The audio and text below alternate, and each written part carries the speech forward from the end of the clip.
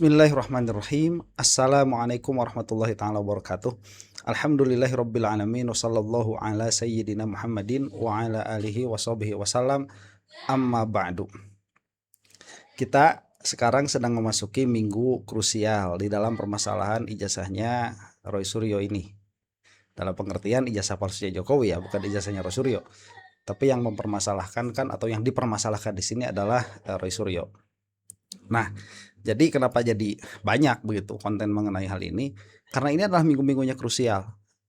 Jadi mau tidak mau ya, ruang publik itu harus dipenuhi dengan minimalnya narasi yang seimbang. Meskipun misalkan di dalam beberapa materi ini debatable bahwa ada pihak termul yang berbicara lurus sesuai hukum seperti Oi Wobo. Nah, ini kan harus dikeluarkan tuh. Karena pada akhirnya algoritma di dalam media sosial itu atau di dalam media mainstream itu akan memberikan tekanan terhadap penegak hukum untuk berlaku sedikitnya begitu ya, hati-hati. Kalaupun tidak adil, tidak jujur begitu, sedikitnya hati-hati. Nah, bahwa yang digempar-gemborkan adalah P21, kemudian Jokowi itu tidak takut untuk masuk ke persidangan, itu sebetulnya kontraindikasi ya dengan apa yang kita lihat di media sosial itu sendiri atau di dalam media pada umumnya. Nah, yang akan kita bahas sekarang itu adalah ada orang yang mengaku begini dan begitu. Nanti akan kita lihat kepada Refli Harun di podcastnya.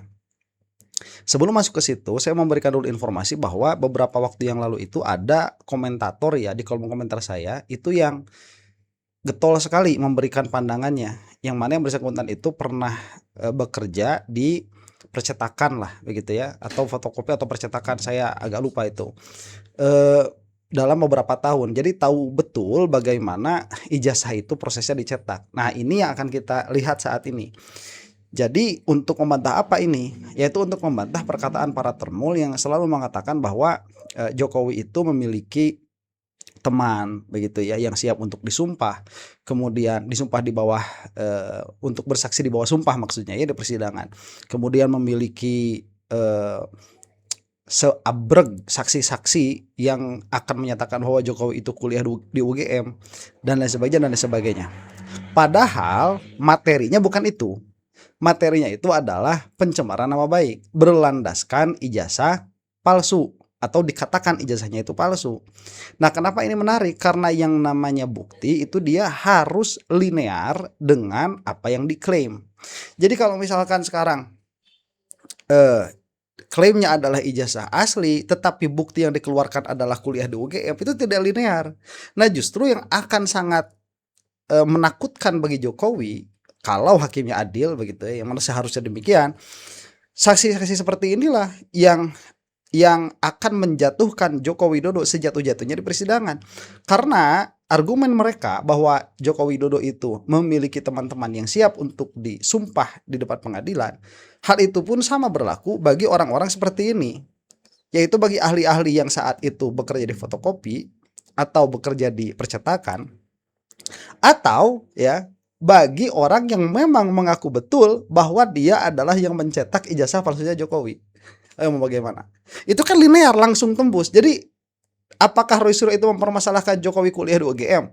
Itu lain hal. Ya, yang dilaporkan adalah pencemaran nama baik atas landasan bahwa ijazahnya Jokowi itu palsu. Yang mana bagi Jokowi itu adalah asli, katanya kan begitu. Nah, ini ada saksi yang sangat telak menuju ke sana, berkata di depan pengadilan di bawah sumpah yang mengatakan bahwa saya adalah yang mencetak ijazah palsu itu. Mau gimana? Karena yang lain itu tidak ada yang mengatakan saya yang mencetak ijazahnya, nggak ada. Itu yang saya kira akan menarik begitu ya. Kalau ini sampai betul-betul masuk persidangan, saya kira kubunya Roy Suryo juga tidak takut dalam pengertian siap. Tetapi ini kan ada beberapa langkah yang memang dilanggar oleh penegak hukum. Jadi kita saksikan. Kalau bagi saya sih tetap sanksi ya. Apalagi minggu ini, nggak bakalan sudah minggu ini. Sudah dikatakan sama siapa, Suhadi itu kemarin ya, dia mengatakan bahwa akan ada libur panjang, kemudian akan ada hari Pancasila, yang mana dia hari kebangkitan Pancasila bilangnya itu ya. Saya juga gak ngerti tadinya, cuma di kolom komentar ada yang mengatakan demikian.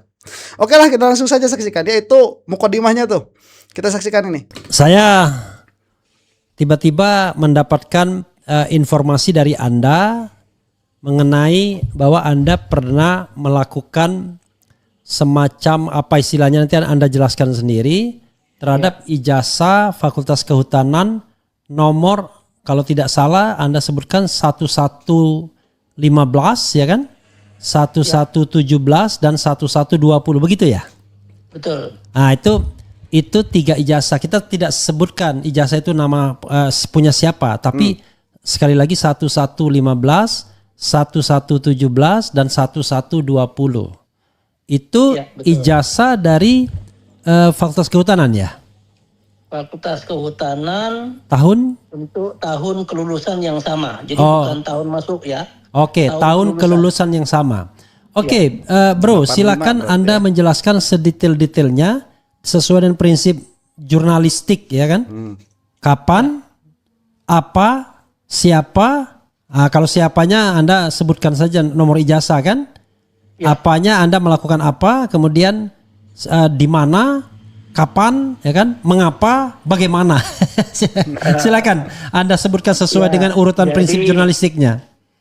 Waktu kita kena dilanda COVID, itu kan hidup kita lebih banyak di dunia digital daripada di dunia nyata. Tahun 2021 itu sedang puncak-puncaknya, itu mulai ramal tuduhan, isu tentang tuduhan ketidakaslian sebuah ijazah. Oke. Dan kemudian di Twitter ya, saat itu Twitter ya, mulailah netizen ini membanding-bandingkan ijazah A dengan ijazah B, tapi fakultasnya berbeda. Dengan MIPA, ada dengan geologi, fakultas kehutanan dengan fakultas ekonomi, gitu loh. Ya pasti berbeda, bentuk ijazahnya pasti berbeda, format penulisannya juga berbeda, karena yang menerbitkan ijazah itu kan fakultas. Oh, fakultas masing-masing ya? Fakultas masing-masing. Okay. Ada yang pakai tulisan tangan, ada yang pakai tulisan pakai rapido kan gitu kan. Kalau fakultas MIPA tuh hurufnya pakai rapido. Oke. Tapi apa rapido itu? Tolong jelaskan, dia yang tahu. Kalau fakultas kehutanan itu hurufnya pakai tulisan cantik itu loh. Oke. Saya bilanglah di Twitter saat itu, kalau mau membandingkan, kalau mau mendapatkan kebenaran, maka harus apple to apple. Kalau membandingkan ijazah MIPA dengan ijazah MIPA dari UGM tentunya, dari universitas yang sama ya, nggak bisa MIPA UGM dengan MIPA ITB ya, nggak bisa sebelum itu. Kalau mau MIPA ITB yang dengan MIPA IPB, dengan teknik ITB ya dengan teknik ITB kan gitu. Nah, tapi kalau mau membandingkan ijazah kehutanan UGM ya harus dengan fakultas yang sama gitu loh. Bahkan dengan tahun yang sama barangkali ya? Ya, dengan fakultas yang sama dulu. Oke. Dengan fakultas yang sama dulu, kemudian diturunkan lagi yang diterbitkan pada tanggal yang sama. Tahun bisa beda, Bung Refli. Oke. Nah, bisa aja 1 tahun 2 kali wisuda kan, atau 2 kali penerbitan ijazah. Kemudian di Januari, kemudian di November, kan beda itu. Oke, yang Anda bandingkan tuh 3 ijazah itu tanggal yang sama ya? Ya, awalnya saya simpan dulu ijazah yang dipermasalahkan. Oke. Ijazah MIPA-nya saya tidak simpan karena tidak apple to apple. Kalau mau mencari kebenaran kan dari hati harus bersih dulu. Oke. Kita tidak ingin mencari kesalahan, tapi mau mencari kebenaran. Kan gitu. Nah, kemudian ada lagi itu saya minta di Twitter, siapa yang bisa bantu carikan satu lagi ijazah yang dari Fakultas Kehutanan, lulus tahun 85 bulan 11 tanggal 5 sebelum gitu.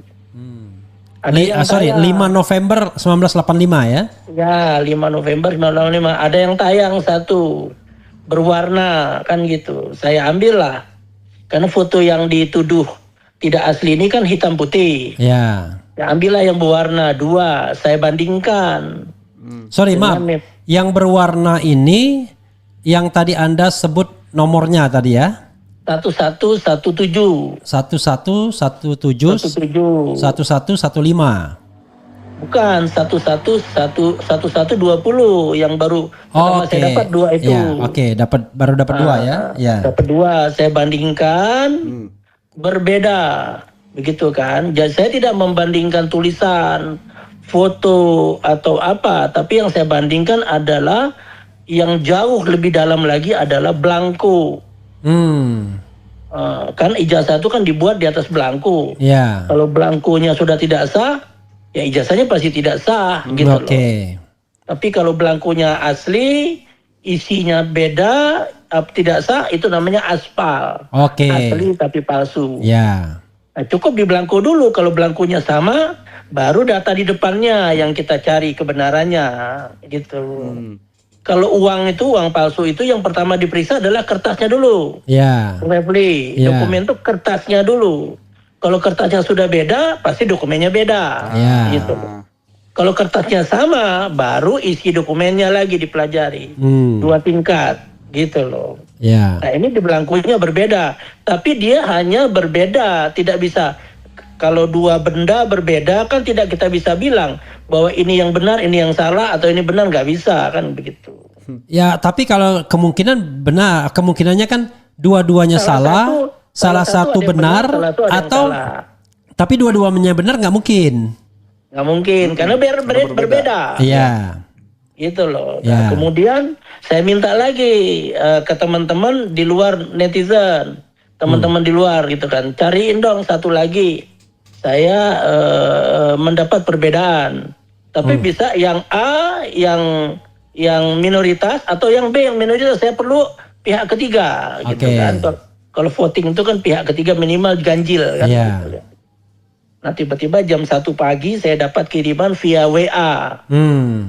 Satu lagi foto ijazah hitam putih. Nomor ijazah 1115. Oh, 1115. Kemudian saya bandingkanlah menggunakan visual comparison. Jadi komparasi visual. Visual comparison ya. Komparasi visual. Comparison atau kompresi? Comparison. Komparasi, ya, comparison ya. Comparison. Kebetulan saya itu pernah punya percetakan dulu masih bujangan. Jadi sudah terbiasa melihat para ahli cetak saya itu melakukan montase. Montase itu Bung Refli kalau datang ke percetakan, Bung Refli bilang, bisa nggak cetakin ini kartu kop surat saya sudah jelek nih di ini ya, bisa nggak cetakin. Tapi dokumen yang Bung Refli kasih kan tidak ada filmnya dalam bentuk kertas. Nah biasanya kita membuat film baru dengan melakukan teknik montase. Supaya hurufnya diletakkan di tempat yang sama. Nah, ini sepertinya yang suka komentar di kolom komentar saya ada sepertinya ini. Memang detail seperti ini. Dulu belum pakai ini ya, belum pakai laser, dulu pakai litograf itu loh yang dikerok itu loh, huruf dikerok itu loh Pak. Ya, itu. Itu teknik montase. Tapi itu tidak bisa 100% sama. Karena ada pemekaran, ada penyusutan. Karena dulu bukan digital kan, analog gitu loh. Tapi Bung Refli kalau sudah jadi master, Bung Refli cetak 1 juta lembar pun, lembar yang pertama dengan lembar yang terakhir itu sama.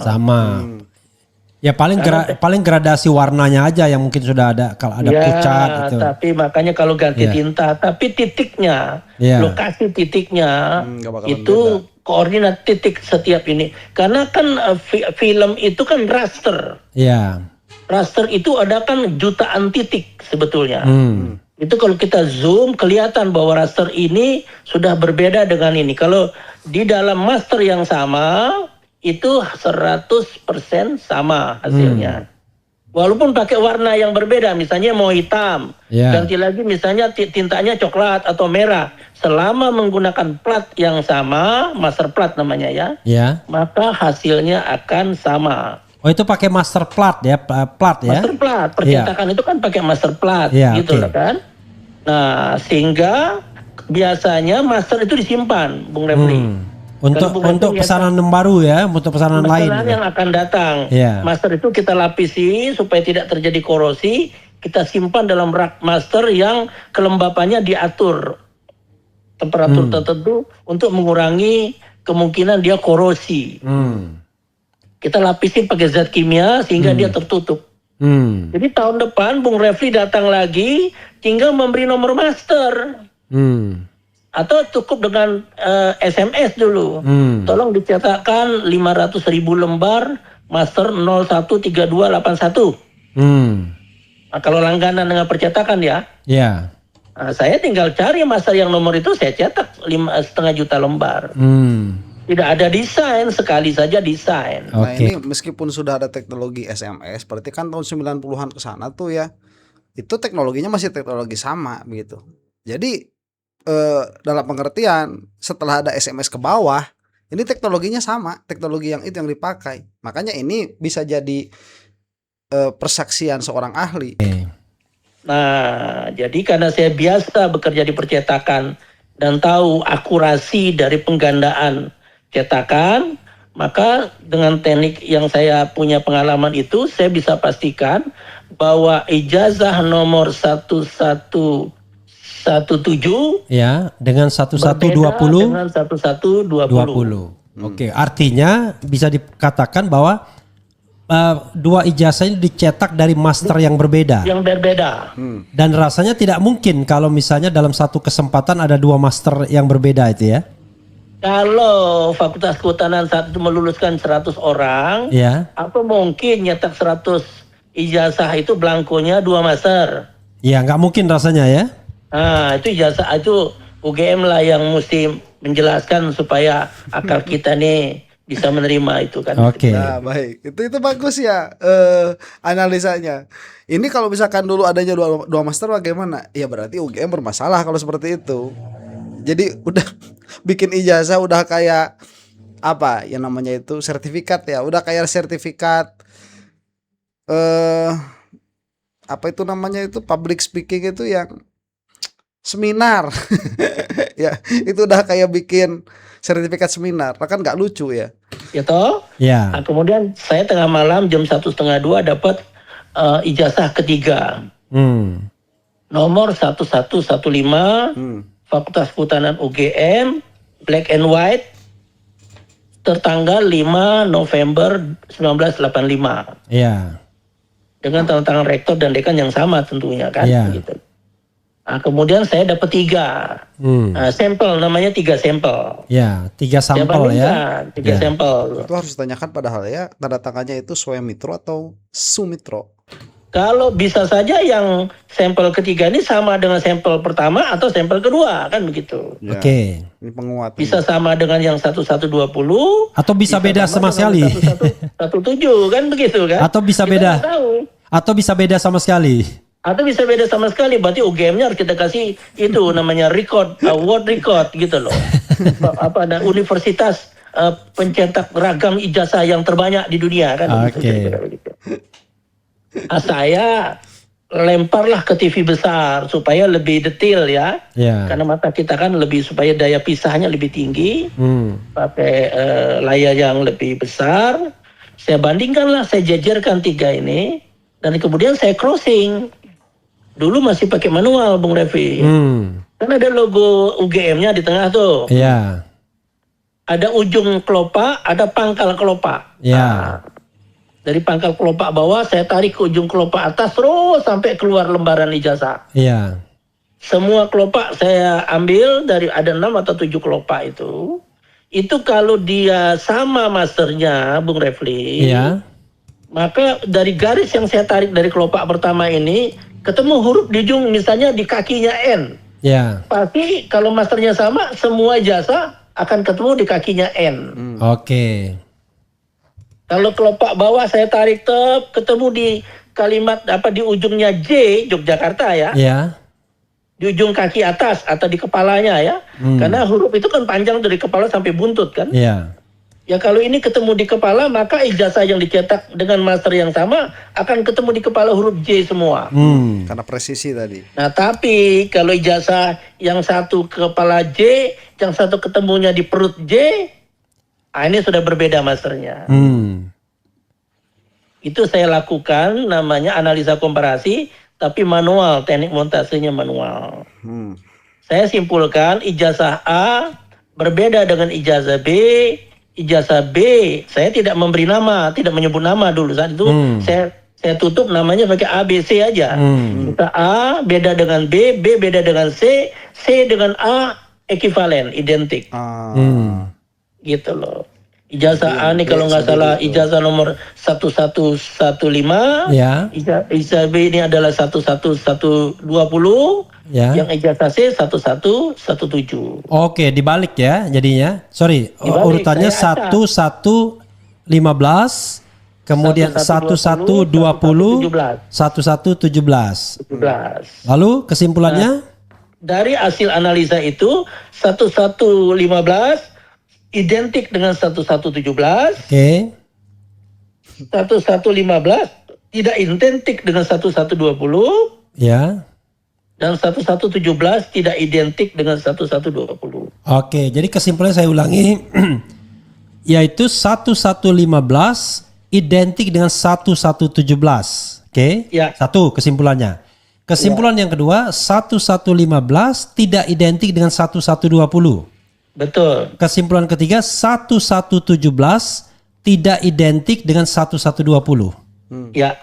Oke. Berarti 1120. Ada lagi yang bisa disampaikan, Bro? Nah, jadi dari ini saya bisa bilang bahwa saya bisa memastikan bahwa ijazah 1120 dicetak, ditulis menggunakan blanko ijazah yang diproduksi berbeda dengan ijazah nomor 1115 dan berbeda dengan blanko yang dicetak dengan blanko di ijazah 1117. Oke. Dengan kata lain itu palsu atau UGM-nya nggak bener. Ya, bisa dipalsukan itu. Jadi UGM nanti harus mengeluarkan suara ya. Blankonya yang berbeda. Iya, kami tidak menganalisa isi ya, kami menganalisa blanko karena saya percetakan. Iya. Jadi yang saya pisahkan adalah, yang saya bedakan, yang saya komparasi adalah blanko. Oke, jadi kalau sepanjang penggunaan blanko yang berbeda, Anda firm ya, berapa persen tuh? 100% berbeda. Oke, jadi Anda firm 100% berbeda. Jadi Anda tidak menganalisis isinya. Anda menganalisis bahwa itu dicetak dari blanko yang berbeda. Ya, bukan. Blanko itu dicetak dari master yang berbeda. Dari gitu master ya? yang berbeda. Oke, atau dengan kata lain, blanko 1120 berbeda dengan blanko 1115 dan 1117. Blanko 1115 sama dengan blanko 1117. Ya, betul. Oke, ada lagi yang mau disampaikan? Identik, namanya identik ya. Sebelum saya bertanya mengenai tadi kan, mungkin pendidikan Anda dan lain sebagainya ya, karena kadang-kadang orang mempertanyakan apa dia kapasitasnya dan lain sebagainya kan, apa sih latar belakang pendidikan? Walaupun Anda sudah menyebutkan kalau di MK itu expert atau ahli itu ada dua, by education atau by experience. Atau dua-duanya both ya kan? Jadi orang bisa saja edukasinya tidak relevan ya kan? Ya. Tetapi dia punya experience ya. Tidak semua politisi itu dari Visipol kan? Iya betul. Banyak politisi yang dari IPA malah kan? Visipol belum tentu jadi politisi. Iya. Ya politisi mah yang dari ojol juga ada ya. Terbuka sekali lebar itu. Jadi ini kalau memang kita mau menjadi bangsa yang besar, harus menghargai ekspertis itu dari ekspertis, bukan dari sekedar gelar akademis ya, supaya memang ekspertis itu tidak bisa dibeli, supaya demikian. Jadi sekolah itu, akademi itu dia hanya salah satu jalan untuk mencapai kepada ekspertis. Nah itu baru bakal bagus tuh kalau sudah bisa begitu. Sebaliknya politisi bisa aja dia dari pertanian atau dari kehutanan. Tamatan IPB belum tentu jadi petani gitu. Betul. Atau bisnis pertanian. Oke, apalagi yang Anda ingin sampaikan? Itu cukup itu. Oke. Saya kira yang Anda katakan tuh jelas, tegas ya. Jadi kesimpulan yang bisa diambil adalah tadi bahwa ijazah 115 identik dengan 117, ijazah 115 tidak identik dengan 1120, ijazah 1117 tidak identik dengan 1120. Ya, Ya, itu kesimpulan umum satu. Kesimpulan umum dua, blanko 1115 identik dengan blanko 1117, blanko 1115 tidak identik dengan blanko 1120, blanko 1117 tidak identik dengan blanko 1120. Begitu ya? betul. Oke. Betul. Nah itu sudah saja, silakan nanti lihat ke channelnya Bang Refli Harun sendiri ya, keren cadas. Itu silakan lihat sendiri. Saya mau memberikan kesimpulan dulu bahwa lihat oleh kita ya, ini permasalahan tatkala UGM ikut-ikutan ngomong tanpa data. Kemudian para termul ikut ngomong tanpa data begitu ya. Ya, para termul juga tidak ada legal standingnya. Maka ini permasalahan menjadi sangat luas sekali, sangat lebar sekali, yang mana saya tidak bisa membayangkan apabila ini masuk ke persidangan. Karena sudah terlalu banyak pihak yang dilibatkan. Bayangkan saja misalkan pihaknya termul itu, dalam hal ini adalah Polda Metro, itu membawa 700 barang bukti, yang mana setiap barang bukti dari 700 barang bukti itu bisa disengketakan, bisa dipermasalahkan. Jadi ini mau berapa lama? Bisa jadi ya, kalau misalkan ini sampai masuk persidangan, persidangannya itu tidak selesai sampai ancaman hukumannya itu habis. Bisa jadi karena ini banyak sekali permasalahannya. Dan kenapa saya katakan bisa jadi? Karena sedari awal permasalahan ini sudah banyak sekali pelanggaran hukumnya, yang mana ini kalau diteruskan oleh kejaksaan berarti masuk ke pengadilan, kita pun tidak akan bisa berharap keadilan dari pengadilan itu. Pada akhirnya begitu ya, kita akan semakin skeptis atas permasalahan penegakan hukum di Indonesia. Jadi yang paling baik ya, bagi saya yang paling baik, ini kan permasalahannya permasalahan pribadi, yaitu permasalahannya Jokowi dengan permasalahannya Roy Suryo begitu. Yang ini seharusnya sudah diselesaikan saja, dalam pengertian apa? Di SP20 kan oleh kejaksaan. Karena ini problemnya sudah terlalu banyak.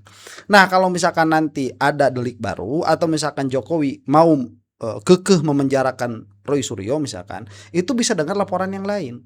Kalaupun mau, dan penyidik jangan coba-coba sekali-kali memperlakukan laporan yang baru jika ada sebagaimana laporan yang ada sekarang.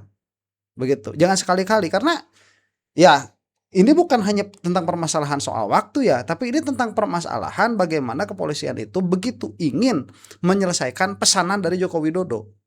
Begitu. Dan bagaimana akhirnya? Ya, kita tunggu beberapa hari lagi ke depan ya. Tapi kalau saya pesimis, bulan ini akan keluar P21. Gak bakalan. Coba lihat nanti kita Senin depan ngobrolin apa, P21 yang gak selesai. Itu mah hemat saya ya, hemat saya demikian. Mudah-mudahan kita semua ada dalam maghfirah Allah Subhanahu wa taala. Wallahu taala alam bissawab. Assalamualaikum warahmatullahi taala wabarakatuh.